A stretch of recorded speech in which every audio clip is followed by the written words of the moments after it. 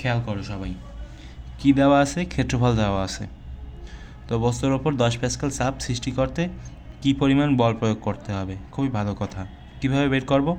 তো দেখো, কি পরিমাণ বল প্রয়োগ করতে হবে, অর্থাৎ আমাদের এই যে চাপের সূত্র আছে না, পি সমান সমান এফ বাই এ, এখান থেকে আমাদের কি বের করতে হবে? বল বের করতে হবে, অর্থাৎ এফকে বের করতে হবে। তো এখন পি সমান সমান এফ বাই এ লেখা না, এখান থেকে আমরা কি লিখতে পারি? যে এফ সমান সমান হচ্ছে তোমার পি ইন্টু এ। তো এখানে পি কত বলো তো? পি মানে কি? পি মানে হচ্ছে তোমার চাপ।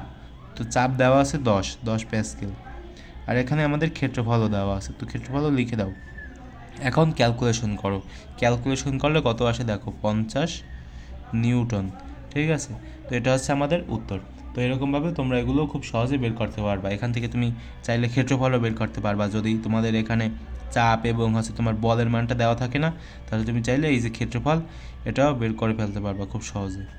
ঠিক আছে, এরকমভাবে একটু ক্যালকুলেশন করবা, একটু উল্টে পাল্টাইয়ে দেবা, তাহলেই শেষ হয়ে যাবে।